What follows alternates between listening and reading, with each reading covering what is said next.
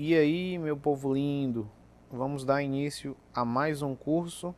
Esse curso agora é o curso de farmacologia cardiovascular. Vamos abordar diversos assuntos que abrangem o tocante da terapêutica do sistema cardiovascular. Lembrando que para mais informações dos aspectos fisiológicos, os quais nós não vamos abordar com profundidade, você pode acessar lá e ver o nosso curso de Fisiologia Cardiovascular. Eu até sugiro, se você não o viu, que você vá lá e o veja. Aí, ao final dele, você vem e acessa esse curso de Farmacologia Cardiovascular e eu acho que ele vai ficar bem mais entendível na sua mente, porque nós vamos abordar muitos aspectos fisiológicos aqui. Na verdade, a farmacologia, ela nada mais é do que a exploração dos parâmetros fisiológicos. Ou seja, eu vou levar algum parâmetro para um estado maior ou menor, até porque todas as doenças, elas são disfunções dos grandes sistemas, dos parâmetros fisiológicos. A hipertensão é o que? É um aumento da pressão arterial. Então o que é que eu tenho que fazer? Baixar a pressão arterial. Mas para eu entender o mecanismo com que eu baixo a pressão arterial, eu tenho que entender como se dá o controle da pressão arterial no organismo, quais são os mecanismos, porque justamente as intervenções farmacológicas vão levar em consideração os parâmetros que regulam a pressão arterial, o volume sistólico, a frequência cardíaca, a resistência periférica total, a volemia. Então eu tenho que saber isso. Enfim, eu aconselho que vocês assistam primeiro o curso de Fisiologia Cardiovascular e depois voltem para esse, que eu garanto que vai ficar bem mais entendível todos os processos que a gente vai explicar aqui. Eu não dividi o curso em módulos, como eu estava fazendo, porque é tudo dentro deste mesmo módulo que é chamado de farmacologia cardiovascular. Então não vi muito sentido em organizar por módulos. Como vocês sabem, meu nome é Cleiton Pinheiro e vamos lá eu falar dos tópicos que a gente vai abordar. Esse curso, como todos os nossos cursos, ele vai ser bem aprofundado, como vocês vão verificar. Tentei fazer o melhor que eu pude nesse tocante, de dar um aprofundamento bem substancial, justamente para a gente entender toda a base racional da terapêutica do sistema cardiovascular. Então, os tópicos que eu separei são os seguintes. A gente vai ver primeiro o tópico 1, nas chamadas considerações iniciais. Eu sempre gosto de colocar isso nos cursos de farmacologia dos sistemas, aqui é do sistema cardiovascular. Esse tópico nada mais é do que a gente revisar algumas abordagens farmacodinâmicas, o conceito de agonismo, de antagonismo, que a gente vai ver diversos fármacos aqui. Então, é muito parecido com o que a gente viu lá na introdução à farmacologia. O tópico 2, vamos abordar os inotrópicos e vasodilatadores. Então aqui começa as análises das classes propriamente ditas. O tópico 3, vamos abordar os bloqueadores dos canais de cálcio, do tipo L, e os fármacos que atuam no sistema angiotensina-aldosterona. No tópico 5, vamos abordar os fármacos que atuam no sistema adrenérgico. Então, tanto os adrenérgicos quanto os antiadrenérgicos, só lembrando que eu vou abordar os fármacos no contexto do sistema cardiovascular. Então, eu não vou abordar os fármacos que atuam no sistema adrenérgico com a profundidade a qual eu abordei lá no curso de farmacologia autonômica. Por exemplo, aqui eu não vou falar de fármaco descongestionante nasal. Lá eu falo. Aqui eu vou falar só dos fármacos que eu uso dentro dos que atuam no sistema adrenérgico em algum contexto da terapêutica do sistema cardiovascular. Então, eu vou falar dos fármacos que atuam, por exemplo, na próstata, reduzindo a contração do esfíncter e melhorando o esvaziamento da bexiga? Não, não vou. Vou falar do contexto da prazosina usada como antihipertensivo, da metildopa usada também como antihipertensivo, de um beta-bloqueador usado como antianginoso, usado como antihipertensivo. Então, é isso que a gente vai abordar. O tópico 6, ele vai abordar os diuréticos. O tópico 7, os antilipêmicos, hipolipemiantes e antiarrítmicos. E o tópico 8, o manejo das diferentes condições clínicas cardiovasculares. E é esse o conteúdo de todo o curso. Vamos agora primeiro começar pelo tópico 1, obviamente. E como eu tinha dito, ele vai abordar as considerações iniciais, os aspectos farmacodinâmicos. Só para nos situar, obviamente, vou falar aqui do conteúdo programático desse tópico.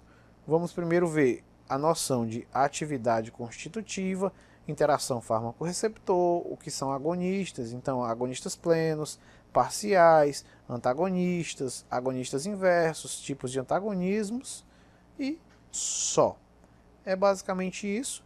Como eu falei, é um conteúdo muito parecido lá com o começo da farmacodinâmica do curso de Introdução à Farmacologia.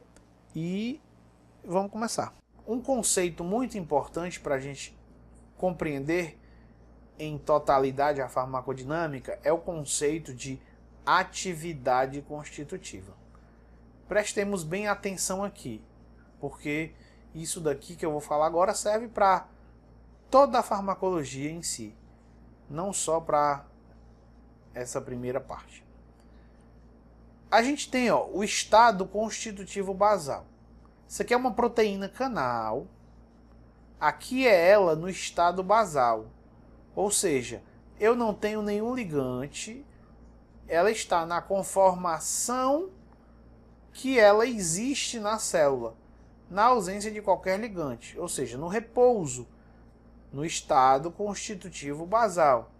Notem que nesta conformação basal ou constitutiva, este canal não está totalmente fechado. Olha o diâmetro do poro. Tem uma abertura e está entrando um pouco de cloreto. Então, na ausência de qualquer ligante, este receptor fica levemente ativado. Como eu coloquei, o canal sem ligante está numa conformação de ativação constitutiva, a qual permite a passagem de alguns íons, levando, no caso, uma hiperpolarização basal.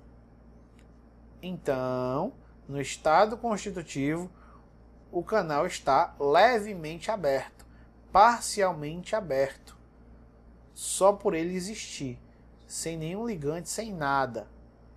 Aí nós temos o caso, uma outra situação.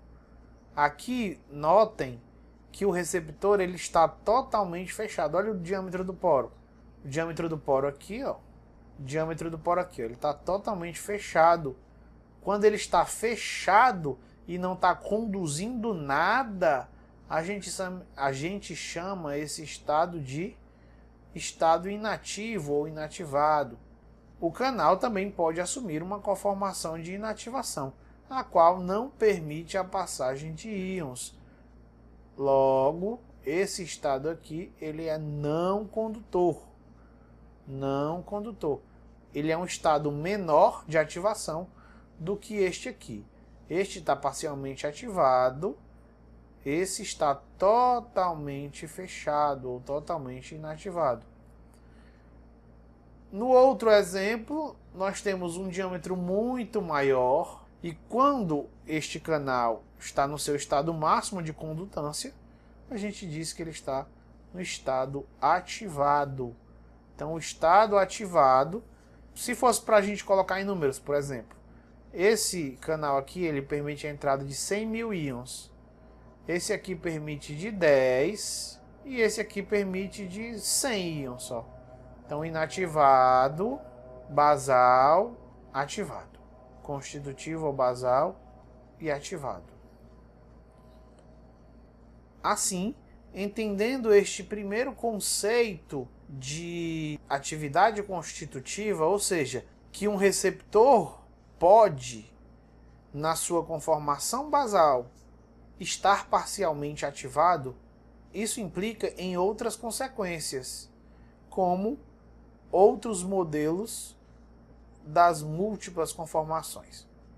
Novamente, só para ficar claro, eu falei no slide passado de atividade constitutiva de um receptor. O que é atividade constitutiva de um receptor? É que ele não está totalmente fechado ou inativado, mesmo na ausência de ligante. mesmo ele não estando trabalhando, digamos assim, trabalhando ativamente. Este canal, este receptor com atividade constitutiva, ele tem uma leve ativação basal. Assim, eu vou explicar aqui alguns estados de diferentes conformações que podem ser adotadas pelo receptor. A primeira é a que eu acabei de explicar. É o estado constitutivo, é a conformação constitutiva, este Czinho. Também um receptor pode existir, como eu mostrei no slide passado, no seu estado inativo, seria esse RI aqui. Também um receptor pode existir na sua conformação parcialmente ativada e também pode existir na sua conformação totalmente ativada. Lembrando que o estado constitutivo, ele também é parcialmente ativado, só que ele é bem menos do que RA asterisco. Seria minimamente ativado, para não ter confusão. O estado constitutivo equivale a um estado minimamente ativado. O RA', ele equivale a um estado parcialmente ativado, que é maior do que o constitutivo. Sempre é maior do que o constitutivo. O inativo, ele é menor que o constitutivo. Não necessariamente ele é inativo por completo. Ele só é menor do que o constitutivo. O parcialmente ativado, como eu já havia falado, é maior do que o constitutivo. E o estado totalmente ativado é maior do que todos. Então, a partir disso, só para ficar mais exemplificado, suponhamos que, lembrando, isso aqui são conformações, a gente teria que um receptor acoplado à proteína G, como exemplo, no estado constitutivo, ele produziria 10 AMP cíclicos, se fosse para a gente comparar em termos de via de transdução. Este mesmo receptor, no estado inativo, ele produziria 1 AMP cíclico. Então notem que é menos do que o estado constitutivo. Não é zero, mas é menos do que no estado constitutivo. 10 vezes menos aqui no caso. No estado R', eu teria 100 AMP cíclicos sendo produzidos. E no estado totalmente ativado, nós teríamos 1000 AMP cíclicos. Essa conformação produz 1000 AMP cíclicos, essa produz 100, essa produz 10 normalmente, e essa leva para 1. Essas são as considerações em relação a isso. Assim, a gente pode deduzir que um fármaco que chega e estabiliza a conformação do C, ele é chamado de antagonista. Então o fármaco chega, se liga no seu receptor e estabiliza o receptor na conformação basal, na conformação constitutiva. Esse é um antagonista. E o fármaco que faz com que a conformação constitutiva seja deslocada para a conformação inativa, ele é chamado de agonista inverso. Então o agonista inverso é aquele que leva a conformação do receptor do estado constitutivo para o estado inativo. Logo, ele vai diminuir a sinalização no nível menor do que o constitutivo. Esse é o agonista inverso. O agonista parcial, ele pega o receptor na sua conformação constitutiva e leva para R'. Ou seja, ele tira do basal e deixa ele no estado parcialmente ativado, produzindo 100 AMP cíclicos no exemplo que eu dei. E o agonista pleno, ele estabiliza o receptor da conformação C para RA. Logo, ele é um agonista total. Ele é um agonista pleno porque ele ativa plenamente o receptor. Essas são as diferenças conceituais. Novamente, só para ficar mais entendível, antagonista é o cara que estabiliza o receptor na conformação constitutiva, na conformação basal. Por isso que ele não tem efeito. Depois eu vou explicar essa afirmação. Ele não tem efeito. Sobretudo quando eu vou falar de antagonista. O agonista inverso estabiliza da conformação constitutiva para a conformação inativada. O agonista parcial da conformação constitutiva para a conformação parcialmente ativada. E o agonista pleno ou agonista total, ele estabiliza da conformação constitutiva para a conformação ativada. São esses os princípios básicos na definição de agonista e antagonista. Seria basicamente isso. Assim, pegando aquele mesmo exemplo que eu tinha dado há 2 slides atrás, vamos aqui, ó. No canal sem ligante, são as mesmas fotos. Só vou botar os conceitos aqui agora. No canal sem ligante, eu tenho ativação constitutiva. Então, esse diâmetro do poro aqui está parcialmente aberto, ó. E aí entra um pouquinho de cloreto normal e faz o que tem que fazer. Esse é o estado basal desse receptor aqui, sem ligante.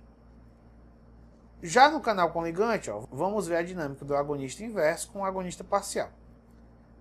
Temos aqui aquela mesma figura que antes eu tinha colocado, que era o estado inativo. Quem faz isso? O agonista inverso. O agonista inverso vai levar este receptor para o estado inativado. E o agonista pleno vai fazer com que o receptor fique ativado. Logo, eu tenho 2 possibilidades extremas. O agonista inverso inativando totalmente o receptor e o agonista pleno ativando totalmente o receptor. Essa é a dinâmica de agonistas inversos e agonistas plenos que eu tinha para falar por agora. Assim, o que é um agonista? O agonista é aquela substância que vem, se liga no receptor e faz o que um ligante endógeno faz, ou seja, gera o efeito. Temos aqui o exemplo, ligante endógeno. Por exemplo, aqui é a adrenalina. A adrenalina atuando no receptor dela faz um efeito X. Ligante endógeno, adrenalina. Se eu colocar uma substância que também tem afinidade pelo receptor de adrenalina, olha, ela vai gerar, e se ela gerar um efeito, eu tenho o chamado agonista. Então, o agonista é aquela substância que se liga no mesmo local que o ligante endógeno se liga e produz um efeito. O agonista, ele desloca, sempre que ele pode, óbvio, o ligante endógeno. Mas ele faz a mesma coisa que o ligante endógeno. Logo, se o ligante endógeno ativa um processo, ele vai ter que ativar também. Então temos vários ligantes endógenos, o efeito é maior. Já na parte de agonistas aqui, ó, quando eu loto de agonista, eu loto de efeito também. Então temos essa estrutura básica em relação a essa primeira discussão. Eu fiz um esqueminha rápido aqui também para a gente tentar entender esses conceitos mais profundamente. Porque eu sei que tem muita gente que confunde agonista com agonista inverso, com agonista pleno. Então vamos mais devagar aqui. O agonista pleno, como eu falei, nesse exemplo aqui, ó, ele ativa todas as vias de transdução possível. Então ele faz com que aquele receptor ou aquela célula responda de maneira máxima. Ele chegou, se ligou e gerou a maior resposta que aquela célula podia fazer. Isso é ser um agonista pleno. Um agonista parcial, ele ativa, ó, parcialmente. Isso aqui são os alvos, canal iônico, proteína transportadora, enzimas. Ele ativa parcialmente os receptores. E aí eu gero uma resposta também um pouco menor do que o agonista pleno, obviamente. Os antagonistas. Os antagonistas, eles servem apenas, como o nome já pode denotar, anti-agonistas. Anti-agonistas. Eles servem basicamente para reverter um efeito de um ligante endógeno. Eu tenho um receptor, eu tenho um ligante endógeno, eu tenho o efeito.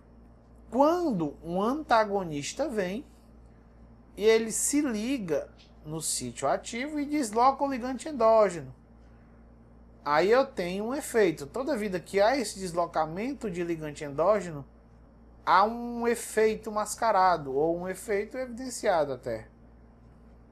O antagonista, ligação sem ativação do receptor, sem efeito.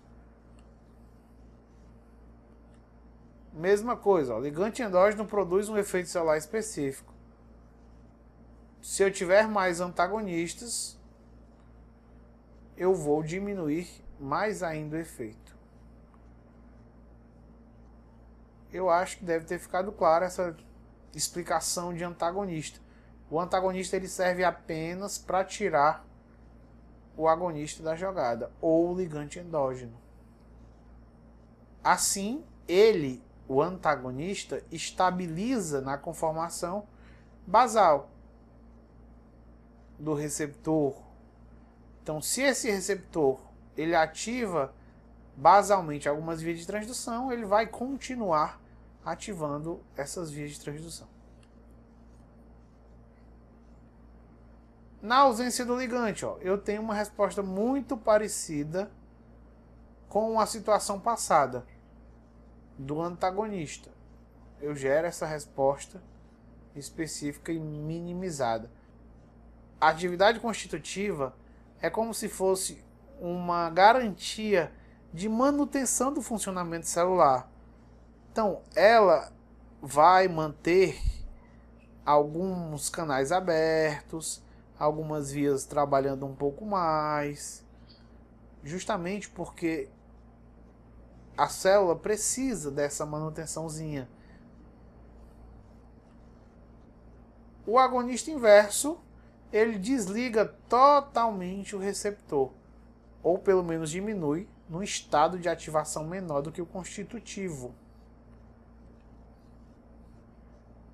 Assim, o espectro agonista fica desse jeito.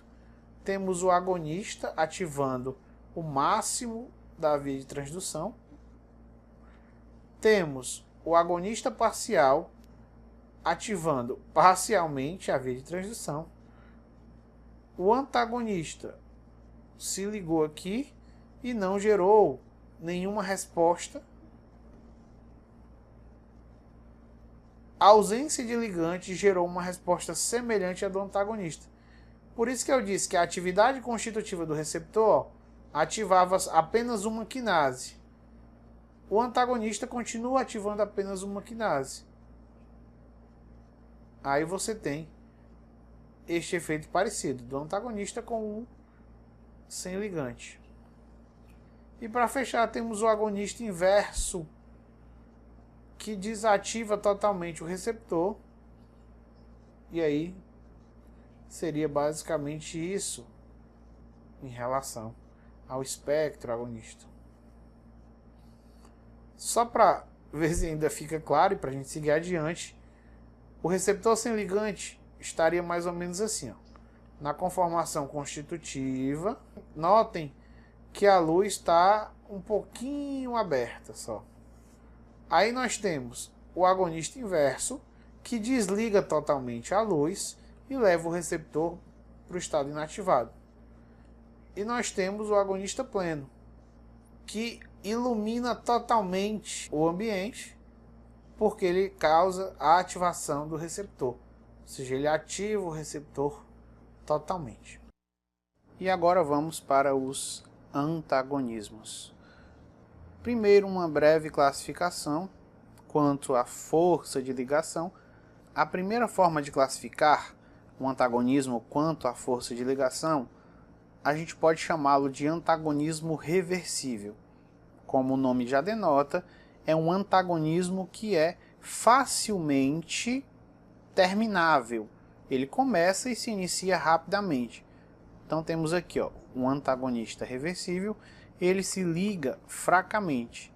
Justamente por isso que ele vai ser reversível. Ele se liga aqui e em alguns segundos, alguns milissegundos, ele já se desliga. O ligante chega e ao tentar tirá-lo daqui, o ligante é bem sucedido. Aqui no caso seria um antagonista reversível no sítio ortostérico, que é o sítio de ligação do ligante. Novamente, ele se liga fracamente, interações de Van der Waals, de polo induzido, pontes de hidrogênio, e aí, depois de um certo momento, ele se dissocia ou pode ser deslocado pelo ligante, e aí ele é facilmente revertido. Aqui seria um exemplo também de um antagonismo competitivo. Nós temos também, quanto à força de ligação, o antagonismo irreversível.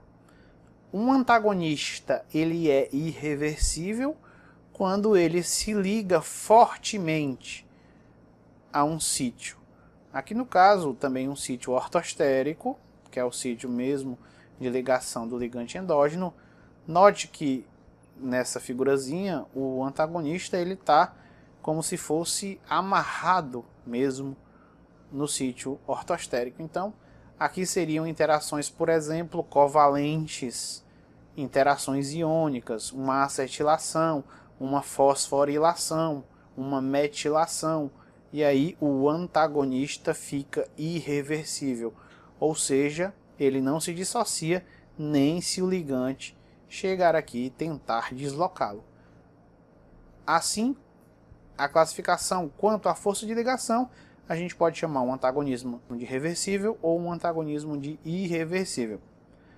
Uma outra classificação também pertinente é a classificação quanto ao local de ligação. Aqui eu fiz um esqueminha para ficar um pouco mais didático. Vamos lá. Então temos os antagonistas, e aí a gente pode ter antagonista de receptores, ou seja, são os antagonistas farmacológicos propriamente ditos. Eles atuam em alvos específicos. Por exemplo, a atropina é um antagonista muscarínico. O propranolol é um antagonista adrenérgico. A fentolamina é um antagonista adrenérgico também, só que alfa-adrenérgico. E assim vai. E nós temos antagonistas sem receptores, ou seja, são aqueles antagonistas que eles atuam em sítios inespecíficos, ou seja, eles não têm um alvo molecular definido, eles não vão atuar num receptor, eles não vão atuar numa proteína transportadora, eles não vão atuar num receptor macromolecular, não. Aí nós temos o antagonista químico, seria aquele antagonista que neutraliza o outro quimicamente. Um exemplo clássico, por exemplo, é a protamina, que é uma substância básica, que está positiva em pH fisiológico, tem a sua carga positiva em pH fisiológico, e ela se combina com o anticoagulante heparina, que pelo outro lado é uma substância negativa em pH fisiológico.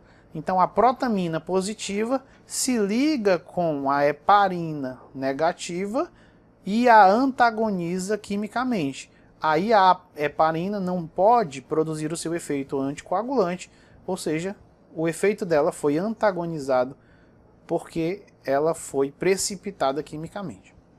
Temos o chamado antagonista fisiológico.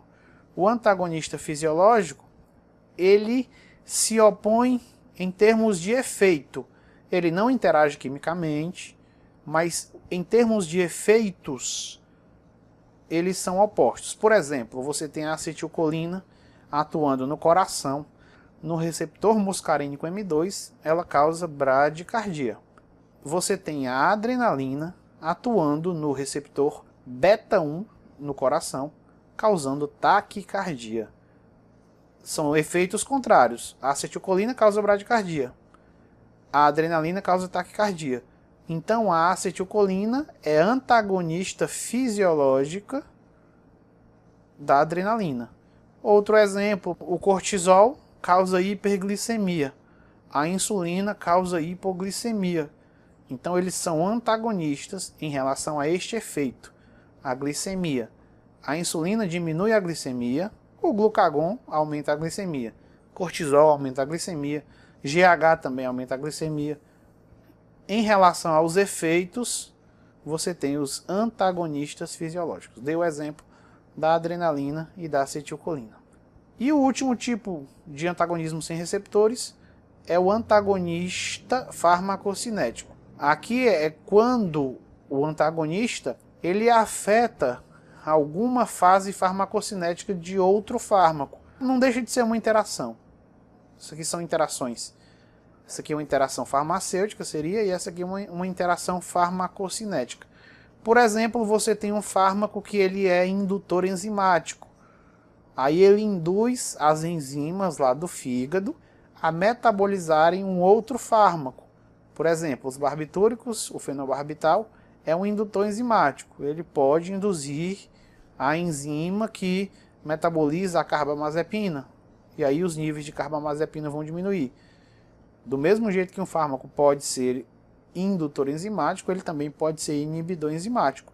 Então um fármaco pode inibir a enzima metabolizadora de outro. E aí, em vez dos níveis diminuírem, os níveis vão aumentarem.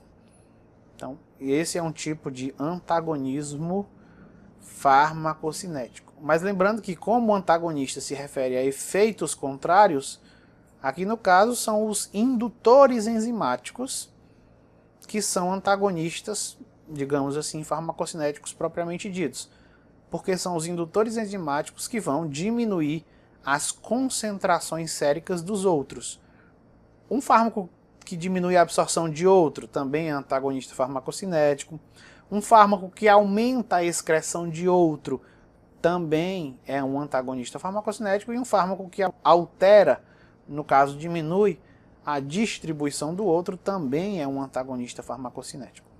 Mas isso não nos interessa agora. Quanto ao antagonista farmacológico, nós podemos ter o antagonismo em relação à ligação ao sítio ativo e a ligação alostérica. Lembrando que ambas ligações podem ser reversíveis ou irreversíveis, como eu havia falado no slide passado. Então a gente tem que a ligação no sítio ativo, se ela for fraca, ela é reversível. Se for dipolo, íon dipolo, ligações de hidrogênio, van der Waals, ela é reversível e eu tenho um antagonista do tipo competitivo. Se ela for irreversível, por exemplo, for uma acetilação, uma alquilação, uma fosforilação, uma ligação covalente, eu tenho um antagonista não competitivo. Lembrando que, como é no sítio ativo, é um antagonista ortostérico. Novamente, ortostérico quer dizer no sítio ativo do ligante endógeno. E quanto à ligação alostérica, ela também pode ser reversível e irreversível.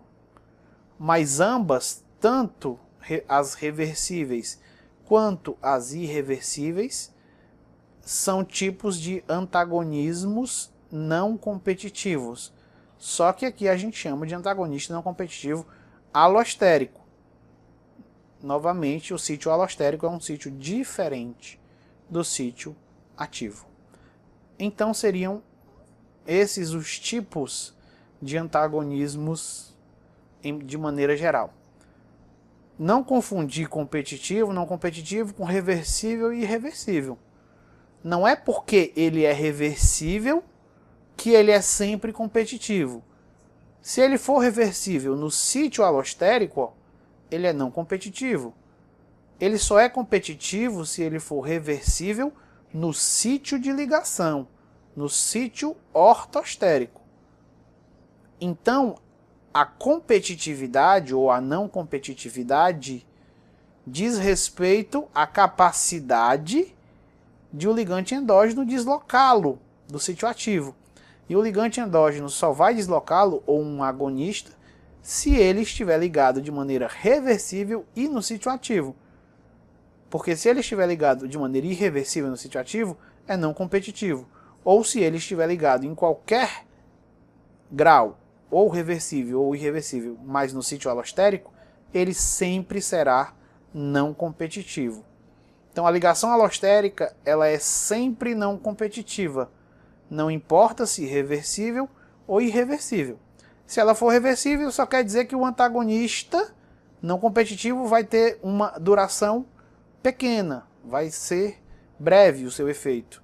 Já se for irreversível, vai ter um efeito prolongado. Mas ambos, esse pequeno efeito ou esse efeito prolongado, serão efeitos não competitivos. Só lembrando isso daí porque é muito importante e muita gente confunde competitivo, não competitivo com reversível e irreversível. Todo irreversível vai ser não competitivo. Todo reversível...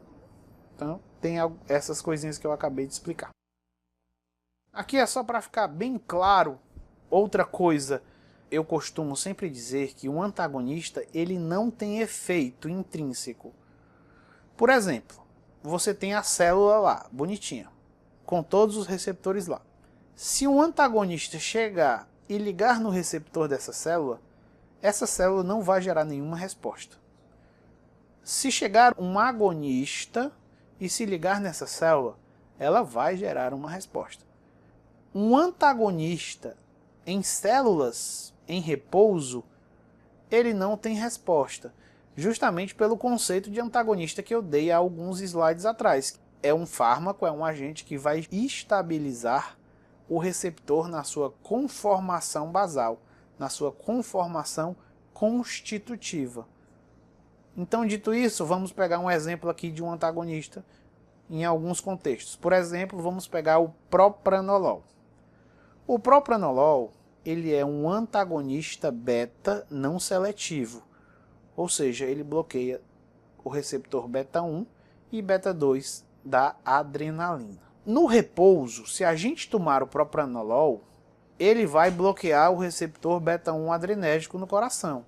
E ao bloquear o receptor beta 1 adrenérgico no coração, por estarmos em repouso, a gente não vai ter nenhuma resposta. Logo, eu não vou ter alteração da frequência cardíaca.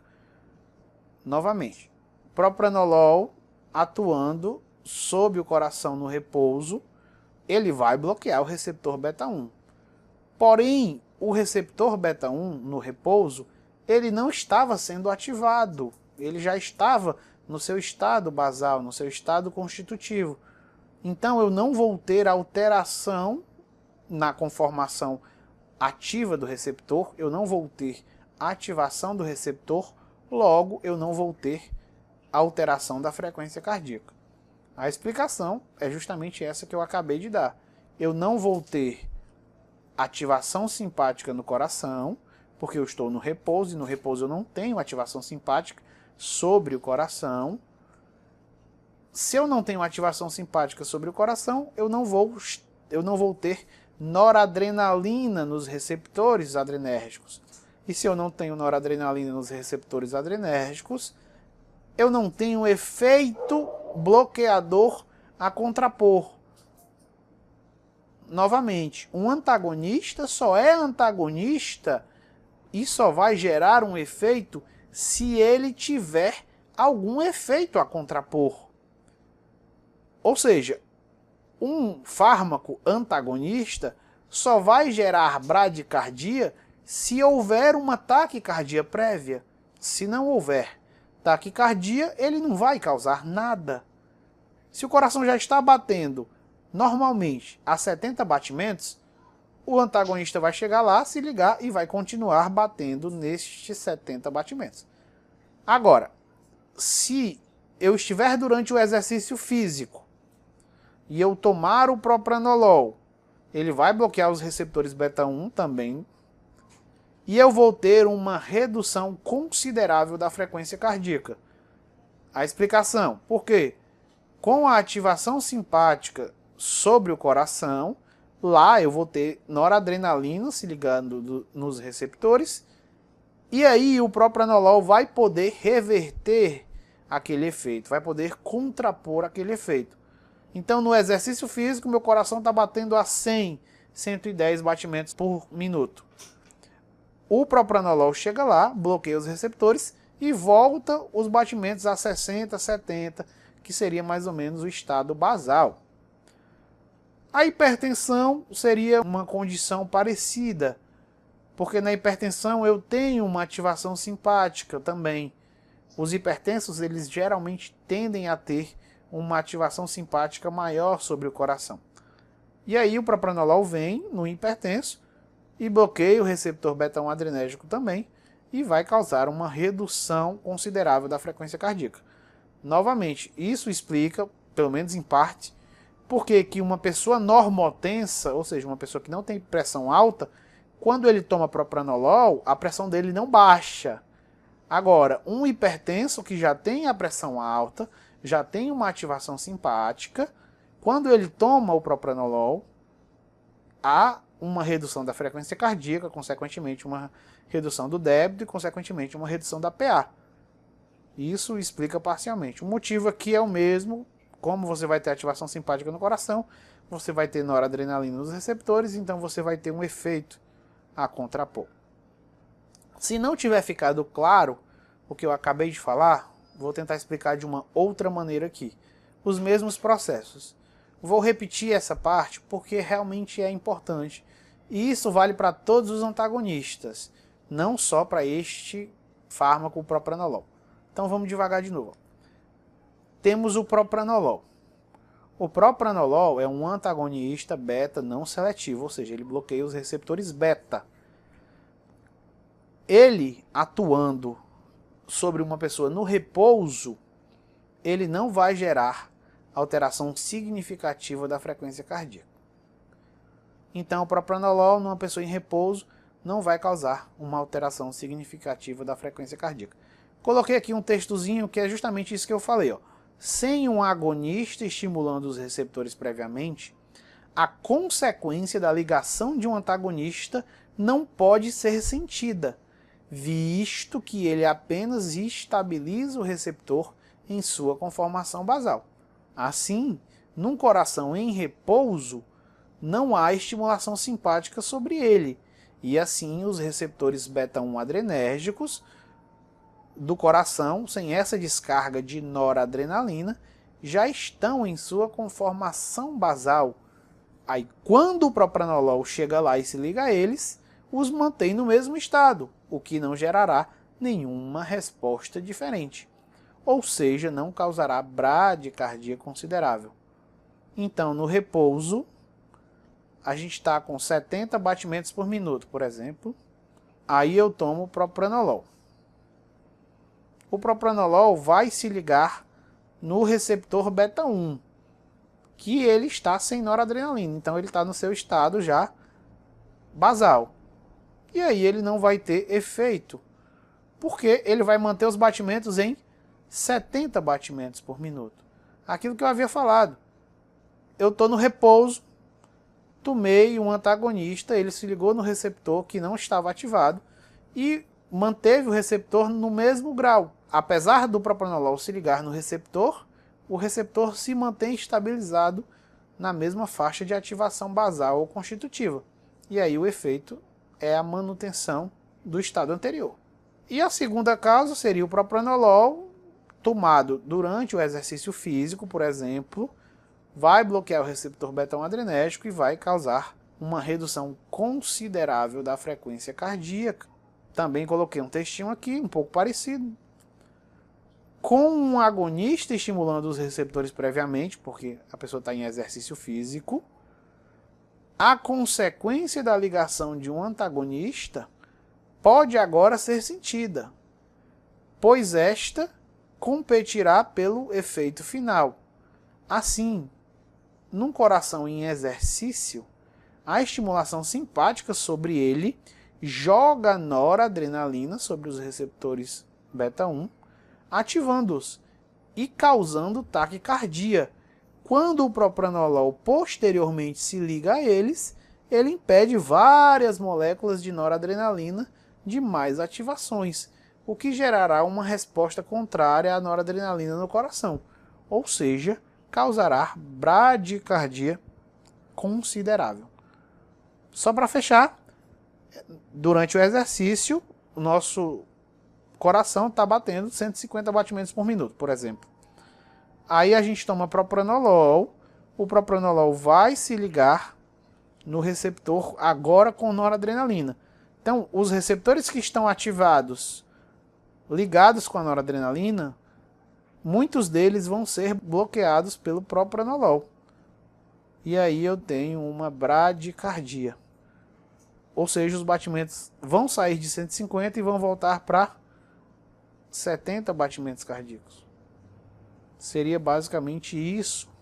E para encerrar este tópico, vou aqui abordar um efeito interessante que acontece com vários fármacos, só que já vou começar abordando ele no contexto do sistema cardiovascular, que é o chamado efeito rebote. Efeito rebote, numa explicação simples e objetiva, é quando eu uso um fármaco, é quando eu tenho uso prolongado de um fármaco, uso crônico de um fármaco, e eu interrompo este uso subitamente. E aí o efeito fisiológico que eu vou ter é justamente o oposto ao que o fármaco causava. Então, como eu vou falar aqui, eu tomava um medicamento para o controle da pressão arterial. Quando eu interrompi, obviamente ele tinha uma ação hipotensora, ele baixava a pressão arterial. E assim que eu interrompi o tratamento agudamente, subitamente, ou seja, ontem eu tomei e hoje eu acabei de tomar, e hoje eu não tomei mais, e assim foi, segundo, terceiro dia, eu vou ter um efeito fisiológico que é contrário ao que eu tinha. Se eu tinha hipotensão, eu vou ter hipertensão. Se eu tinha bradicardia, eu vou ter taquicardia. Se eu tinha hipoglicemia, eu vou ter hiperglicemia. E assim vai. É essa a definição de efeito rebote.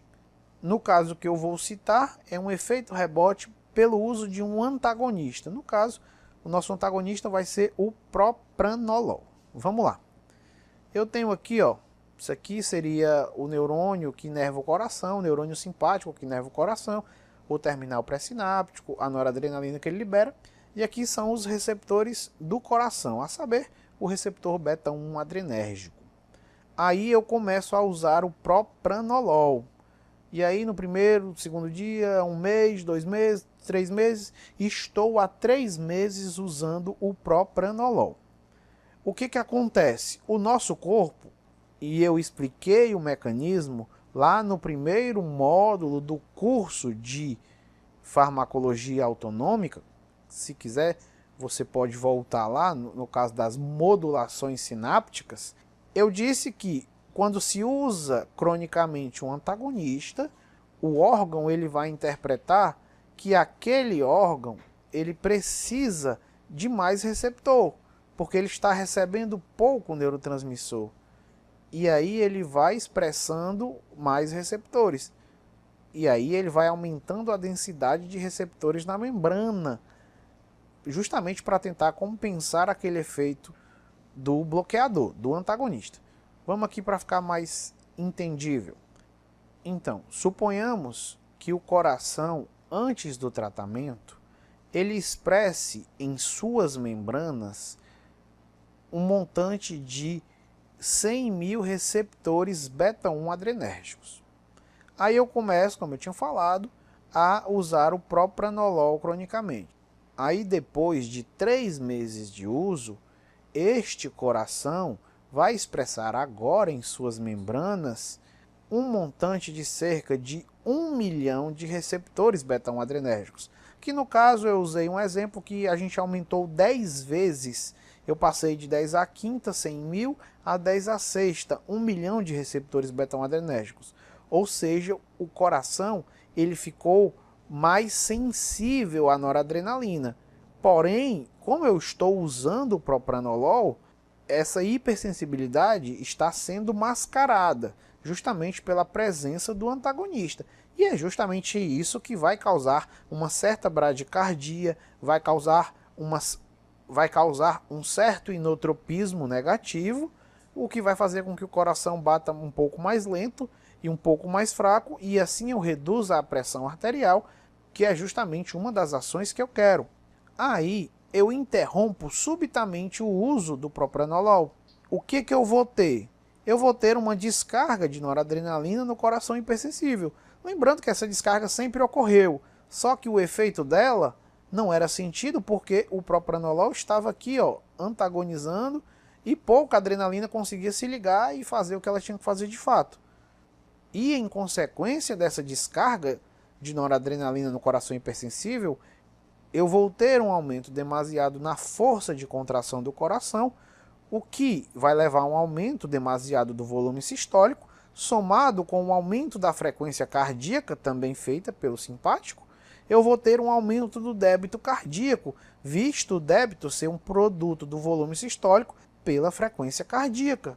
E como a pressão arterial é um produto do débito cardíaco pela resistência periférica total, se eu aumento demais o débito, eu vou ter um aumento da pressão arterial, então eu vou ter uma hipertensão de rebote. E outra coisa que é secundária ao aumento da contratilidade e o aumento da frequência cardíaca é justamente o aumento do consumo de oxigênio pelo coração.